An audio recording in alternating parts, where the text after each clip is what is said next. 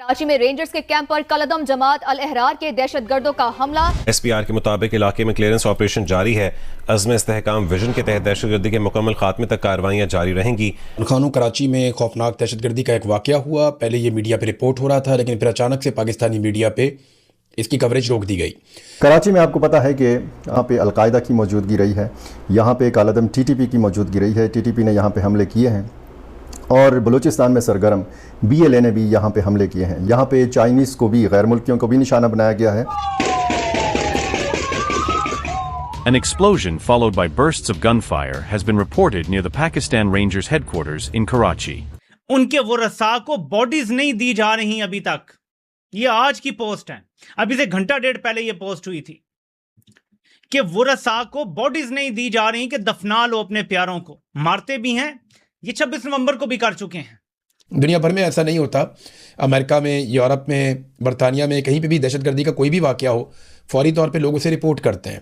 बड़े पैमाने पर वो रिपोर्ट होता है ताकि इस तरह के वाक़यात का सद्देबाब किया जा सके।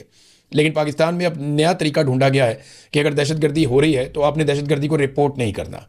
इंडिया में अगर दहशतगर्दी का एक वाक़या होता है तो पूरी दुनिया में रिपोर्ट करते हैं। वो बताते हैं कि इसके पीछे कौन था, फिर वो उसके पीछे भी आते हैं।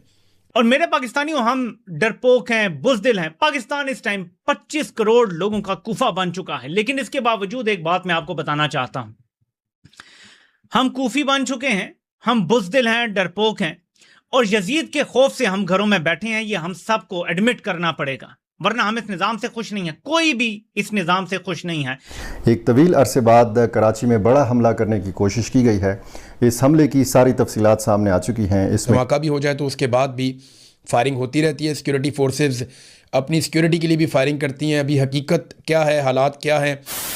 नमस्कार दोस्तों, जय हिंद। पाकिस्तान का सबसे बड़ा शहर कराची एक बार फिर आतंकी हमले से दहल उठा है, जिसमें बारूद से भरे ट्रक ने पाकिस्तानी रेंजर्स हेडक्वार्टर को उड़ा दिया है, जिससे पूरा पाकिस्तान दहल उठा है। वहीं इस हमले की खबर को छुपाने के लिए पाकिस्तानी आर्मी एक्टिव हो गई है, जिसकी पोल खुद पाकिस्तानी कर रहे हैं। दरअसल कराची में सिंध रेंजर्स हेडक्वार्टर पर जमात उल अहर संगठन ने हमला किया है। इस हमले में 6 आतंकी मारे गए हैं, एक को गिरफ्तार भी किया गया है, जबकि 90 मिनट तक चली इस गोलीबारी में 4 से ज्यादा रेंजर्स भी मारे गए हैं। अक्टूबर 2024 के बाद कराची में यह पहला सबसे बड़ा हमला हुआ है, जिसमें एक बार फिर पाकिस्तान की आंतरिक सुरक्षा को लेकर गंभीर सवाल खड़े हो गए हैं। वहीं इस हमले के बाद पाकिस्तानी फौज ने अपनी नाकामी छुपाने के लिए इसे रिपोर्ट करना रोक दिया है, जिसकी पोल खुद पाकिस्तानी वीडियो बना के अपनी फौज की पोल खोल रहे हैं और बोल रहे हैं कि हमारी फौज हमले को रोकने के बजाय हमले की न्यूज को रोक रही है। ऐसा दुनिया में सिर्फ पाकिस्तान में होता है। इमरान खानों कराची में खौफनाक दहशतगर्दी का एक वाक़या हुआ। पहले ये मीडिया पे रिपोर्ट हो रहा था, लेकिन फिर अचानक से पाकिस्तानी मीडिया पे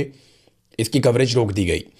जो इब्तदाई तौर पे खबर आई और कुछ देर तक इसके टिकर्स चलते रहे, वो खबर ये थी कि कराची में यूनिवर्सिटी रोड पे अचानक से गोलियों की और धमाकों की आवाज़ें सुनाई दी हैं और काफ़ी ज़्यादा धमाके हुए, काफ़ी ज़्यादा गोलियां चली हैं।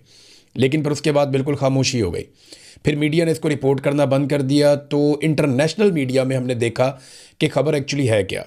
तो अब तक जो इन्फॉर्मेशन मिली है उसके मुताबिक कराची में यूनिवर्सिटी रोड पे रेंजर्स पे अटैक किया गया दहशतगर्दों की जानिब से, और रेंजर्स ने इस हमले को नाकाम बनाया अब तक की इतला के मुताबिक। लेकिन इसमें जो हमलावर था, अब ये कहा जा रहा है कि शायद ये खुदकुश हमलावर था। फायरिंग भी हुई है। फायरिंग देखें, जब खुदकुश धमाका भी हो जाए तो उसके बाद भी फायरिंग होती रहती है। सिक्योरिटी फोर्सेस अपनी सिक्योरिटी के लिए भी फायरिंग करती हैं। अभी हकीकत क्या है, हालात क्या हैं, वहाँ से कुछ रिपोर्ट नहीं हो रहा, क्योंकि पाकिस्तान में एक नया तरीक़ाकार है कि दहशतगर्दी को अगर आपने कम दिखाना है तो आप दहशतगर्दी के वाक़यात को रिपोर्ट ही ना कर दें। दुनिया भर में ऐसा नहीं होता। अमेरिका में, यूरोप में, बरतानिया में कहीं पे भी दहशतगर्दी का कोई भी वाक़या हो, फौरी तौर पे लोग उसे रिपोर्ट करते हैं। बड़े पैमाने पर वो रिपोर्ट होता है ताकि इस तरह के वाक़यात का सद्देबाब किया जा सके। लेकिन पाकिस्तान में अब नया तरीका ढूंढा गया है कि अगर दहशतगर्दी हो रही है तो आपने दहशतगर्दी को रिपोर्ट नहीं करना। इंडिया में अगर दहशतगर्दी का एक वाक़या होता है तो पूरी दुनिया में रिपोर्ट करते हैं। वो बताते हैं कि इसके पीछे कौन था, फिर वो उसके पीछे भी आते हैं। लेकिन पाकिस्तान के अंदर दहशतगर्दी के वाक़यात होते चले जा रहे हैं और अब हल ये निकाला गया कि आप रिपोर्ट ही ना करें। रोज़ाना की बुनियाद पे बलूचिस्तान में दहशतगर्दी हो रही है, रोज़ाना की बुनियाद पे कबायली इलाकों में दहशतगर्दी हो रही है, रोज़ाना की बुनियाद पे ड्रोन्स आकर लग रहे हैं, लेकिन रिपोर्ट नहीं किया जा रहा, बताया नहीं जा रहा। ये एक हिकमत अमली हो सकती है। देखें ना, अभी एक खबर चलाई गई थी कि ISI ने मोसाद की साजिश को पकड़ लिया स्विट्ज़रलैंड में। यानी देखें ना कितना बड़ा कारनामा है। और ये जो खबर छपी है ये पाकिस्तानी सोर्सेज से ही छपी है, चाहे दुनिया में कहीं पे भी किसी ने छापी है, पाकिस्तानी सोर्सेज से छापी है, जिन्होंने ये दावा किया कि जनाब मोसाद या इसराइल वो आसिम मुनीर को नुकसान पहुंचाना चाहता है। लेकिन पाकिस्तानी सोर्सेज ने एक कहानी सुनाई, जिस तरह माजी में हमेशा एक कहानी बना दी जाती है। तो मोसाद को इन्होंने स्विट्ज़रलैंड में ज़रूर पकड़ लिया, उनकी साजिश पकड़ ली। यहाँ पाकिस्तान में दहशतगर्दी हो रही है, यहाँ नहीं पकड़ सकते। तो मोसाद जैसी एजेंसी को वहाँ स्विट्ज़रलैंड में काबू कर लिया, लेकिन यहाँ पे जो दहशतगर्द हैं, जो पहाड़ों से उतर के आ जाते हैं, कभी कहीं से आ जाते हैं, कभी कोई उनको प्रॉक्सी सपोर्ट मिल रही होती है, तो यहाँ पे पाकिस्तान की इंटेलिजेंस एजेंसियाँ नाकाम हो जाती हैं, चाहे वो बलूचिस्तान में हो, चाहे वो कोयटा में हो, चाहे वो खैबर पख्तूनख्वा में हो, कबायली इलाकों में हो, चाहे वो कराची में हो। पाकिस्तान का सबसे बड़ा शहर है। एक अफसोसनाक वाक़या हुआ है। अब तक जो इंटरनेशनल मीडिया पे इतलात आ रही हैं वो ये कह रहे हैं कि 4 लोग इसमें शहीद हुए हैं। कन्फर्मेशन तो गवर्नमेंट ऑफ पाकिस्तान ही दे सकती है, कोई खबर छपेगी तो हमें पता चलेगा कि हुआ क्या। कोई इससे बचेगा नहीं। जो नफरत आपने फैला दी है ना, कौम तैयार बैठी हुई है जूतियां हाथ में पकड़ के, और कौम ने छोड़ना किसी को भी नहीं है, ये मैं अच्छी तरह जानता हूं। और एक वक्त आएगा कि आप सारे आगे लग के भाग रहे होंगे। हालात ये हो गए हैं कि पाकिस्तान का मीडिया खबर दिखाता है, ये मैं देख रहा था जियो न्यूज़ के ऊपर, 1-2 और चैनल्स के ऊपर, और हेडलाइंस चल रही थी, ब्रेकिंग न्यूज़ चलाई जा रही थी। खबर क्या दिखाई जा रही थी कि जनेवा में कश्मीरी इकट्ठे हुए और उन्होंने भारत के खिलाफ एहतजाज किया कि भारत मकबूजा कश्मीर में जुल्म कर रहा है, हक के खुद इरादियत नहीं दे रहा, अक़वाम मुत्तहिदा की करारदादों के मुताबिक मामला हल नहीं हो रहा। और जनेवा में अक़वाम मुत्तहिदा के दफ्तर के बाहर एहतजाज किया कश्मीरियों ने। मैंने गिना तो टोटल 12 कश्मीरी थे।